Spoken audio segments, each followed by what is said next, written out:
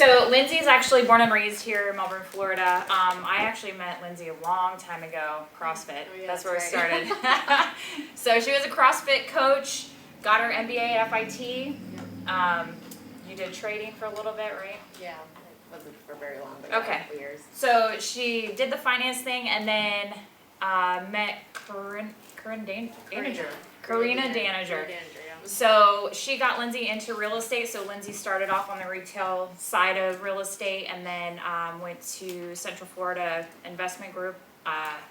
Met a bunch of people there, started doing wholesaling, then did her first flip, and she's been flipping. Yep. So I want to just introduce her and thank her for showing up, taking her time, because she's definitely a busy woman. So yeah, I'm just gonna kind of dive in a little bit deeper into my background. As Tisha said, I did start out in the retail side of business in 2015. I did go to my very first investor meeting at Central Florida Realty Investors Association. They have a monthly meeting here in Brevard, and when I went there was a group of wholesalers that were speaking up there. They were looking to hire. I ran up there. I said, hey, hire me. So 2 weeks I was like bugging the hell out of them until they hired me, which they finally did. And then 2017 came. I said, I'm going to get my first flip by the end of the year. So December 17th, I believe it was, I closed on my first flip. And then, as Tisha said, I've been flipping ever since. So in the 4.5, 5-ish years, I've completed 38 flips. So I kind of went like, balls to the wall, yeah. I'm kind of like a go big or go home type person. So when I see something and I want to do it, then I give it my all and I just make it happen. So as far as the flipping side goes, I do all types of flips. So I will do anything as far as a light cosmetic to complete guts. I actually have a waterfront property I'm doing right now in Palm Bay. It's 4 walls and that's it. Yeah.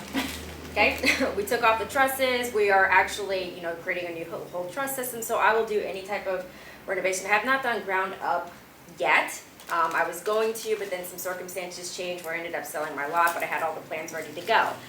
I will do also price points. Doesn't matter to me. I will do a couple $100,000. I've got $2 million flips that I'm doing right now. So price point doesn't matter. It's just you have to learn to manage and mitigate the risks. Okay, so I am here to answer any questions that you guys have on anything. So kind of just leave it as an open dialogue and I can elaborate on anything that you guys have. So bring it on. I know, Katie, you had I have like a plethora of questions. I don't want to hog Lindsey though. Good, hog it. It's fine. Well, Here. Okay, so I think I have like so many, and they're not in order. But like, how do you tend to find your flips?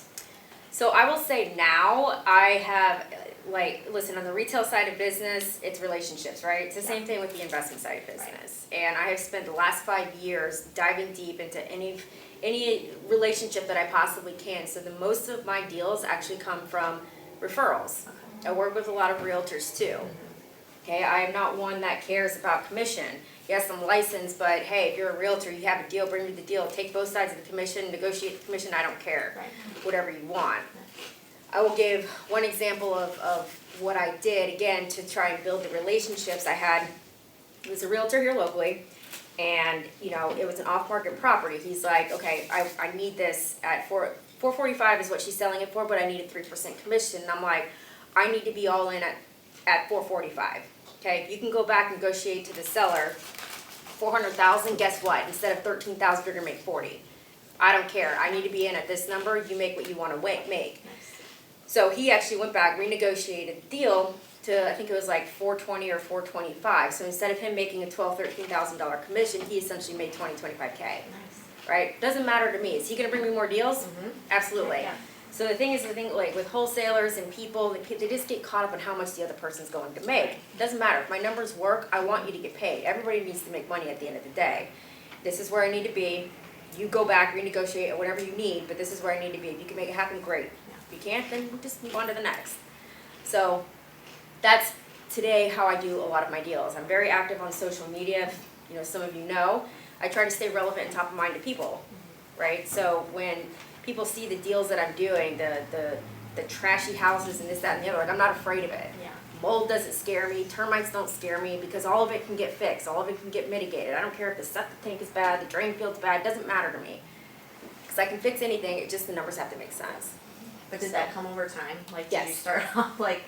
Oh yeah, I mean, it takes time, you know, if you're just new getting into it, you just gotta get out there and hustle and grind, you know, people say you don't have to have any money, you don't, but it sure helps for marketing, right? Are you doing cold calling services? I mean, are you gonna get out there and cold call? You can, absolutely, it's a lot of time and energy, but it's very effective.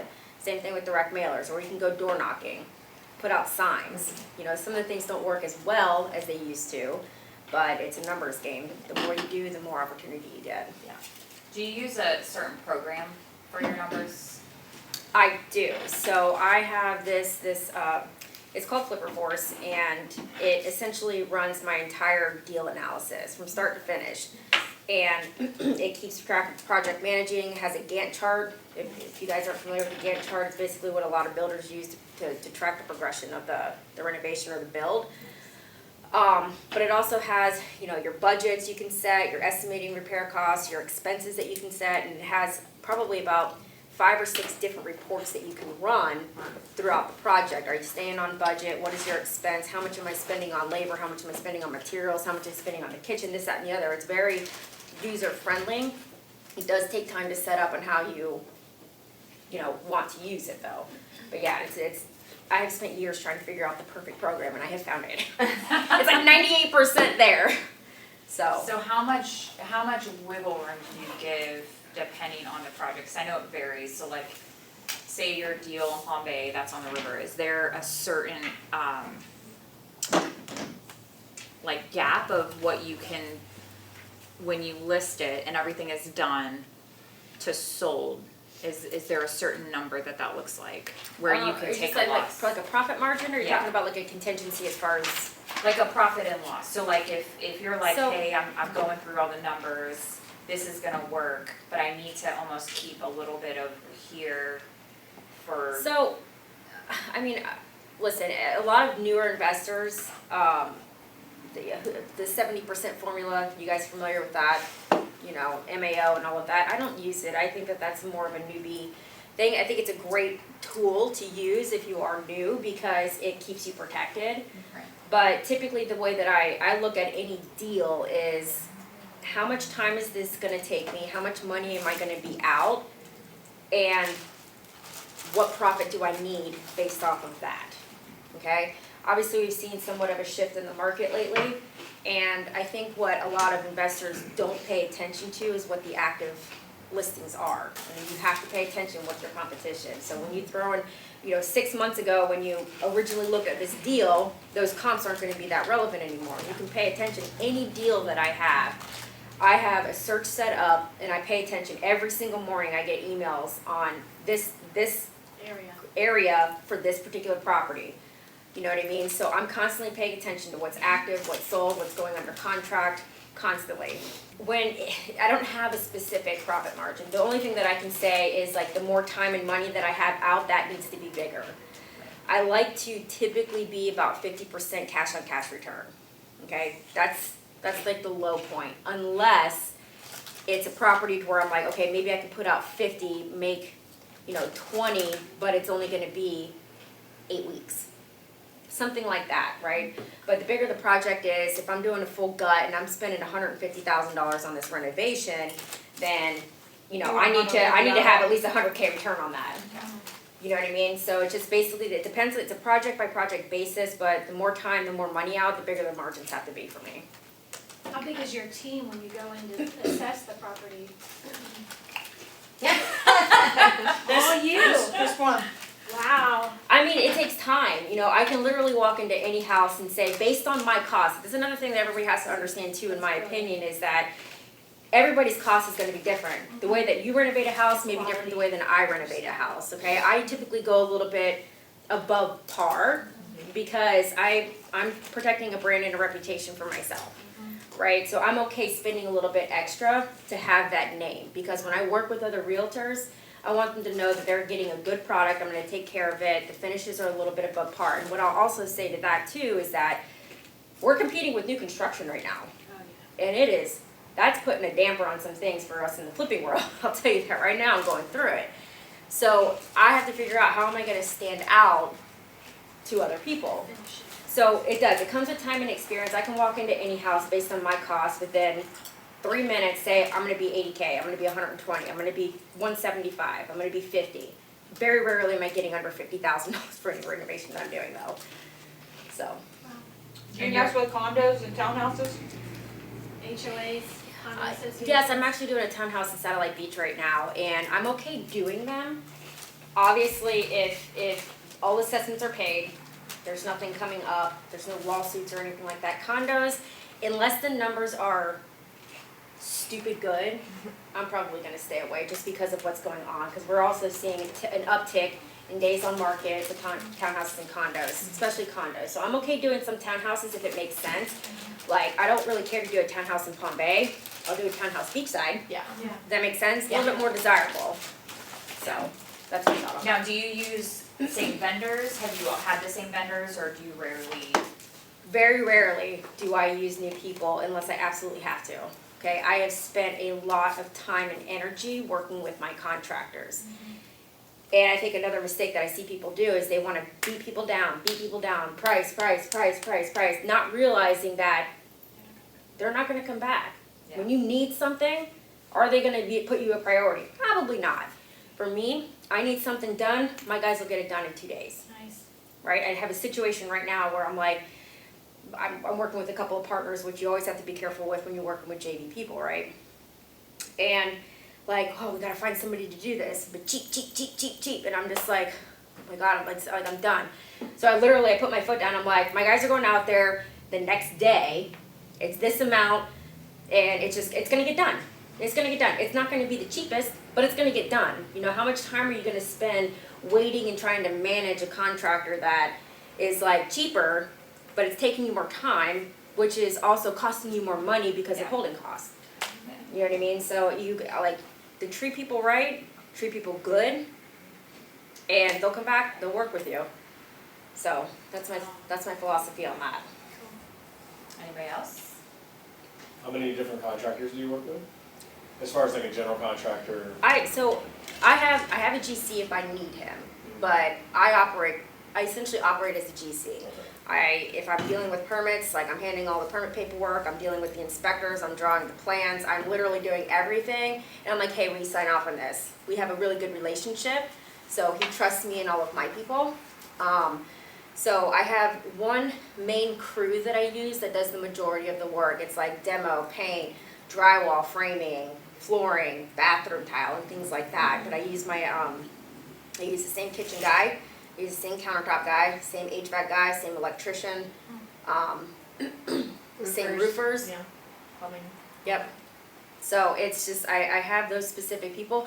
I want to try and grow that when needed, but that was what I was talking to you about, the cost of doing business. Tried it, didn't necessarily work out, and it is what it is. But so I use the same people because they treat me good and I treat them good. I pay them what they ask, and I'll try to beat them down if I question them on something as far as like, this seems a little bit high, why? So I know how to run my numbers in the future. Yeah. But they're not jacking prices up on me or anything like that because, you know, just it's the good relationship. What's your sweet spot, like amount that you feel good with? I am happy if I have 5 or 6 going at a time. Above that, I'm just like, okay, yeah, like I need some help here. Below that, I'm just like, I'm not doing enough. So is there a benefit to, say that you do this all the time, right? It's something that you want to get into and you want to do. Is it beneficial to have your own GC license if you can get it? Or how do you partner with a GC and not get charged a lot? It takes time to build a relationship with the GC. Would it be beneficial? Of course. Yeah. Right, because but at the same time, like, do you need it? Only when you're dealing with permits. Right. Right? I mean, if you want it for that fact, then yeah, I mean, you'll save money. But you still have to know and learn and understand the construction process. So if you don't want to be a part of that or want to necessarily understand and you want to pass it off to somebody to just do it, I mean, you pay for that. Yeah. Right? I mean, I understand construction, I understand what I'm looking for. Do I know everything? No. But I know how to ask questions, right? And when I see something that's off, I'm gonna ask, like, tell me and explain this to me, why? Like, I don't understand, break it down for me down to like grade level, right? I mean, but that's how you learn. So would it be beneficial? Yeah, I think it would. Or you just build a relationship with the general contractor, pay them a fee to use their license.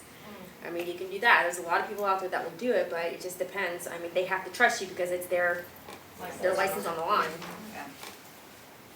How did you start with like the financing stuff? Did you do mortgages or you just have a silent investor? So the first flip that I did, I brought it to an experienced investor because I didn't know what the hell I was doing. And he had the financial resources. He had the private lender, so we used, his private lender. From there, did a couple that way with some other JV partners, built my own relationships with other private lenders. So now that's my main source of funding is with my private lender. I will use hard money if I have to. I hate it, but it's a very, very, very good, useful tool. There are so many hard money lenders out there with really good terms. Kiavi is one of them. They're very easy, streamlined. Their rates are very competitive, but I don't like hard money again because it's just their fees aren't bad, but I like to work my deals with private lenders. Like, hey, this is the interest rate, this is the purchase or whatever it is that you're willing to lend, and this took time too. Can we pay the interest on the back end when I go to resell it? So now I'm not out monthly cost of mortgage for all these properties. If I had to pay a mortgage every single month for all the houses that I do, I would never be able to do as many deals as I do.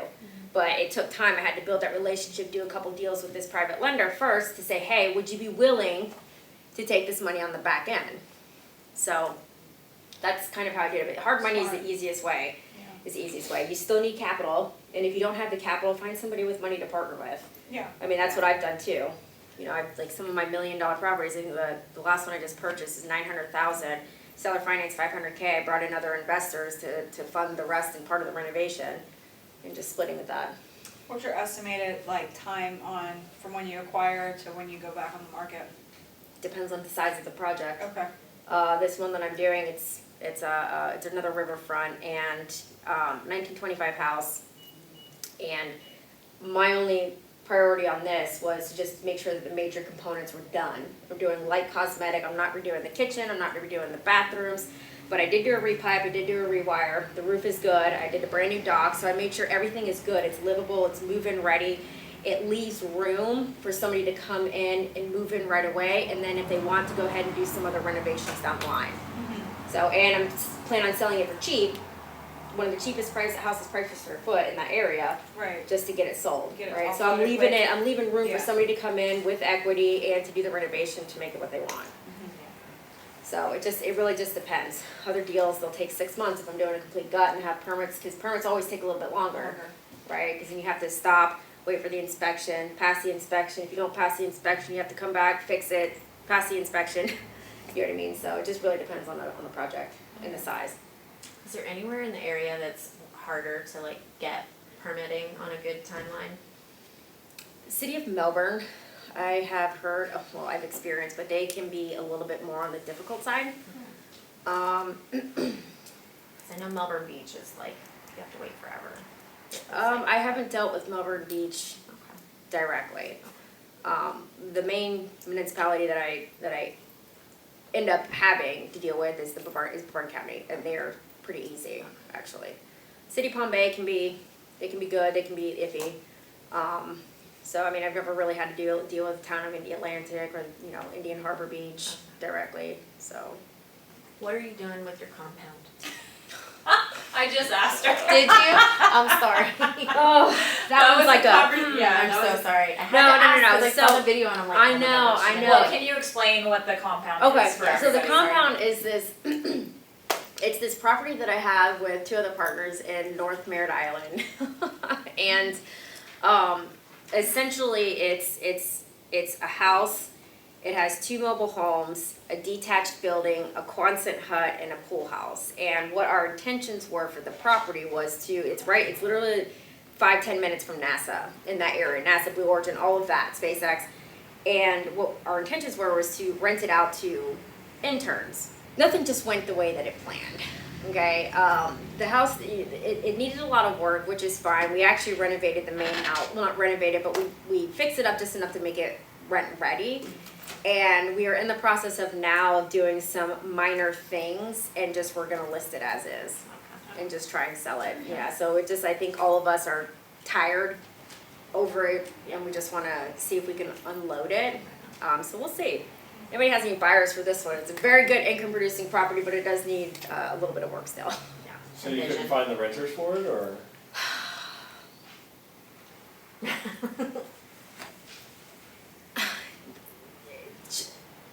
The best way that I can say it without going into too many details is choose your partners wisely.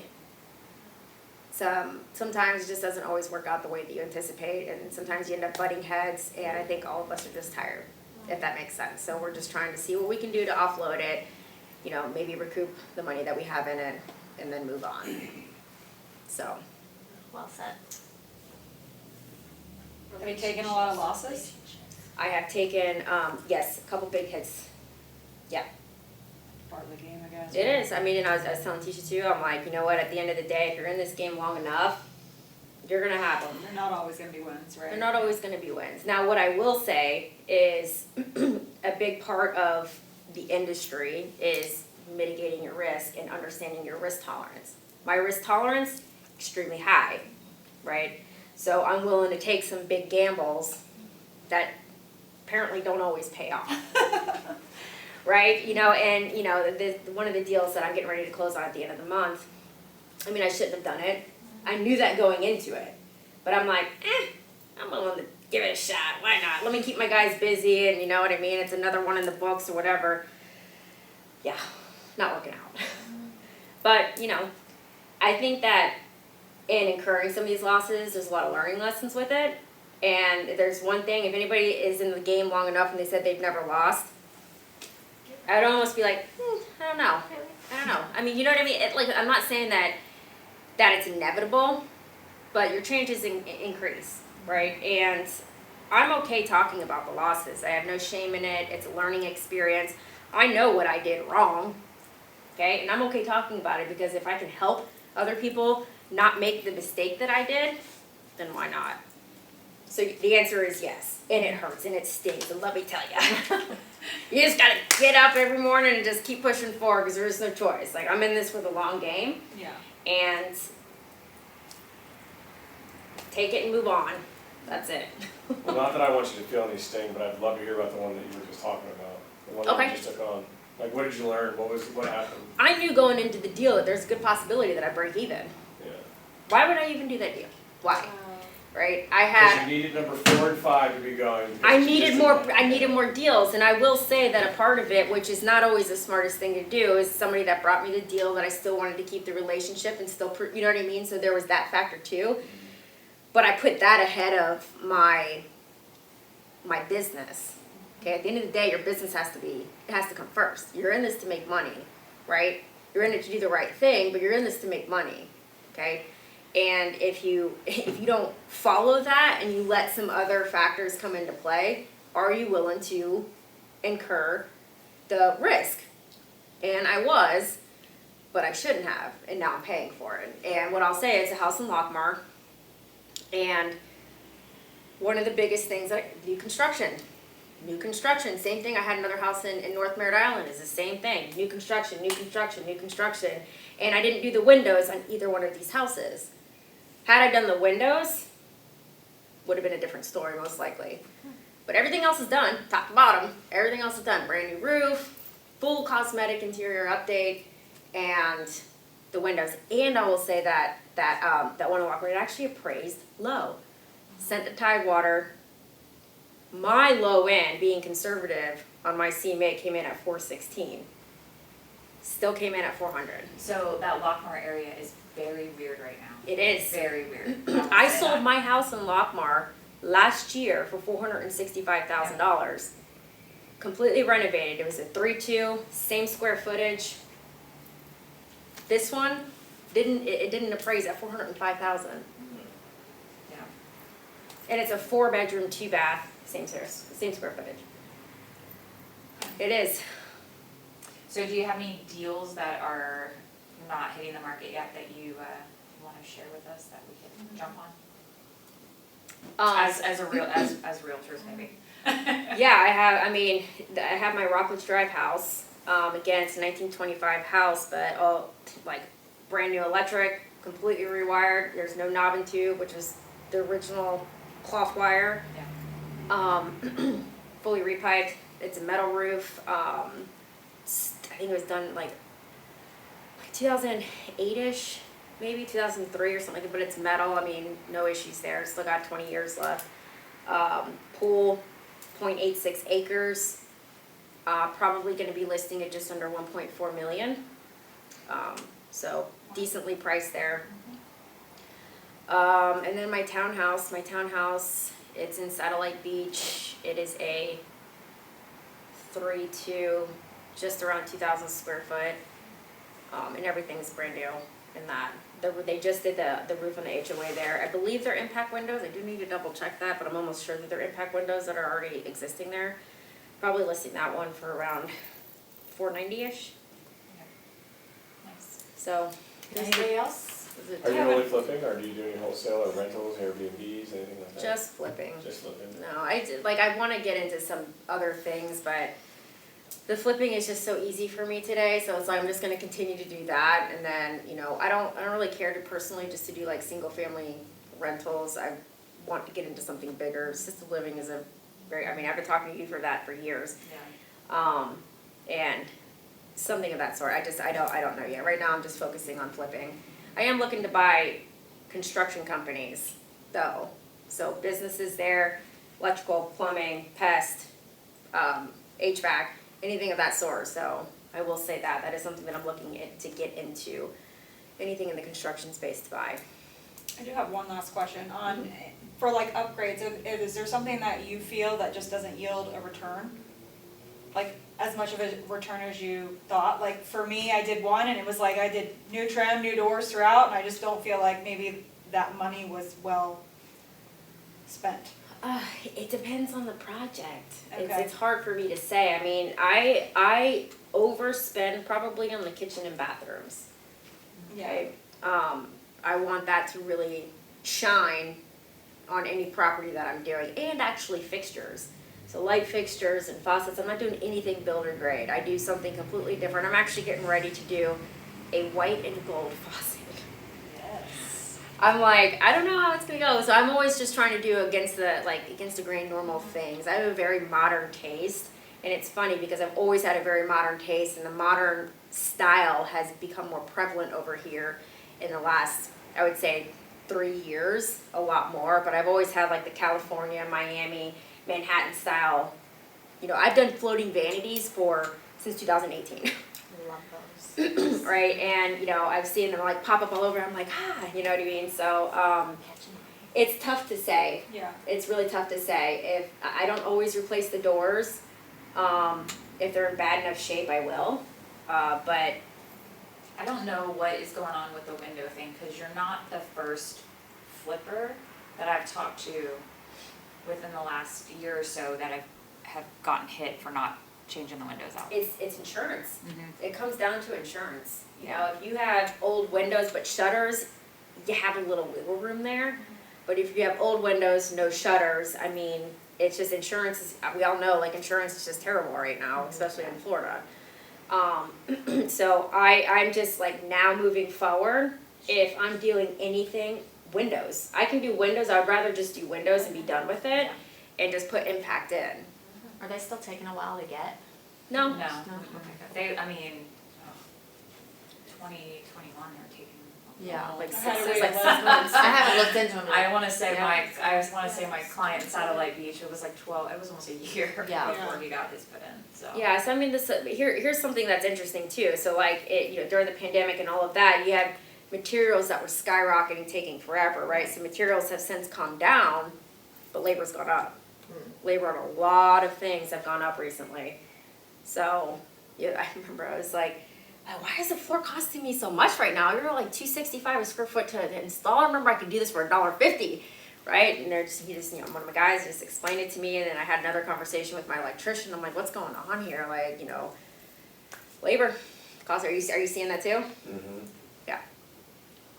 So, but you know, it's constantly asking the right questions to understand how you need to run your numbers on the next one, right? Because again, if you're running old numbers on this new project, you're gonna get hit, right? So just constantly having the conversation with your contractors, and if they know, like, and trust you, they're more than willing to have that open conversation. I make it a point that, like, I need you guys to give it, like, one of my guys, he's always like, don't worry about it. I'm like, tell me what I owe you, let me pay you. I'm not asking you to do anything for free. So, like, I make that clear. So I make it known that I'm going to pay them. Don't do anything for me for free. I will take some help every now and then, right? But, you know, they can really appreciate that. Are you handing like your contractors like a playbook of your entire renovation? Like, do you do like all that at the beginning, like put all your fixtures and all that? Or is it just kind of like as we go, we're gonna have meetings every week and we'll talk about what needs to be done? No, I just, like, my guys just know what to do. Yeah. Like, we go and have an initial meeting, like, this is what you need to demo, and then I'm constantly at the job sites every single day, because I wanna see the progress, I wanna make sure everything's getting done, I wanna make sure that they're working. But, I mean, yeah, we have meetings, but it's just, you know, I have a spreadsheet that I created as far as the scope of work for my main contractor, and I'll go in there and write up the scope of work, and then he'll come in and price it. Actually, now it's just like, this is what I'm willing to pay, make it happen, right? So, like, we have a good relationship there. He's like, what's the budget? This is the budget, this is everything that I need you to do, can you do it? If not, you know, we'll adjust the numbers accordingly. Yeah. So, I mean, but, you know, I buy all my materials and finishes, and I do all of that stuff myself, though. I need help, though. How do you, like, decide I'm just curious about, like, the big ticket items, like, age-wise, like, what's your age for, like, how old a roof you will replace? Like, if it's this old, you'll. Can it pass a 4-point? Okay. Can it pass I am to the point now where I will, on every one of my listings that I'm doing, it has to have a clean 4-point with an insurance quote. Clean 4-point wind mitt, insurance quote. So that basically will tell you that right there. How about HVAC?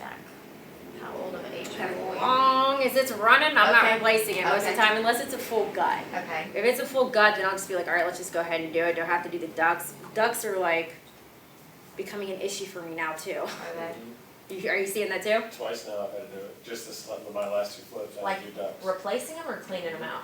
Yeah. Oh God, it's so funny because I had on that Lockmar house, they gave me a quote.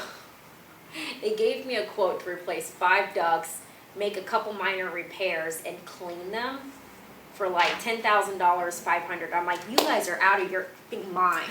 Like, there's no way. I was like, here's a quote for $7,700 to replace the entire duct system.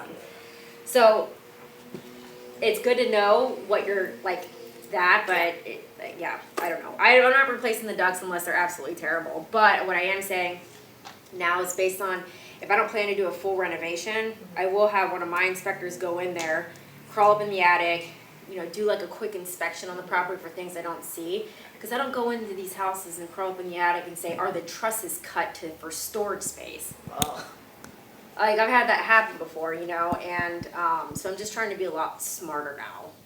But electric, sorry, I just had all the, like, how old of electric does it need to be replaced? Like, when does? so, like, if it has aluminum wiring, Uh-huh. if it has cloth wiring, if it has knob and tube wiring, It needs to be most of the replaced. time it's going. Okay. Okay, it depends on the price point of the house. There are some inspectors where cloth wiring, except the newer cloth wiring, not the knob and tube, but the real, like there's some inspectors that will issue a clean 4-point if it has that. Okay. It just depends. If it's flagged and I can't fight it, then okay, I'll give you a credit or something like that. But most of the time, I'm always doing a rewire. Okay. If it's cloth or the knob and tube, depending on the price point of the house, and if I'm doing again a full renovation, if it has aluminum wiring, I will consider putting in Alumicons.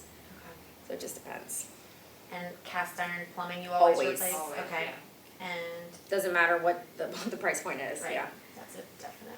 Yeah. Okay. And you have the same, like, plumbers you use every time, and you said? right? Pretty much. Yeah. Yeah. All right. Anybody else? I'm sorry, I could have a whole day with her. Design knowledge and like where did all that come from? Like have you always like had an eye for like, okay, I wanna do this and this? Apparently, Yeah. yeah, I mean, Okay. I've always had an idea in my head, and then I start doing a little bit of research on what fits the idea. Yeah. And then I try to find stuff that fits that idea within my budget. So I just, again, I try to do a very modern style and incorporate that in all of my houses, except at 25. I'm actually doing some antique stuff, which is new, but it's exciting.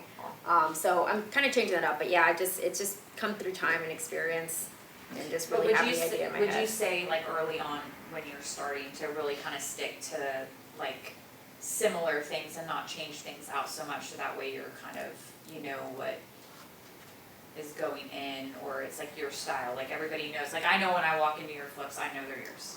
Like it just, You can tell with You- Harvey yeah. too, like Harvey's. yeah, I mean, you can kind of tell there's like Right. there's kind of like a consistency. Yes, I try to do that, but I also try to keep up with the trends, right? Because I want to still appeal to the masses. So I try to still incorporate my designs, but still kind of come in with the trends. Like the townhouse, I'm doing a modern coastal. I'm changing the color schemes up a little bit, doing things a little bit different, still keeping it modern, but adding the coastal touch to it. Yeah. You know what I mean? Because we have like the all whites with the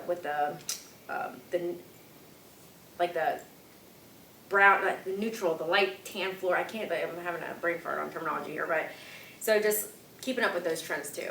I appreciate it, let's give Lindsay a hand, I appreciate you for coming and Same. Yeah. Thank you so much.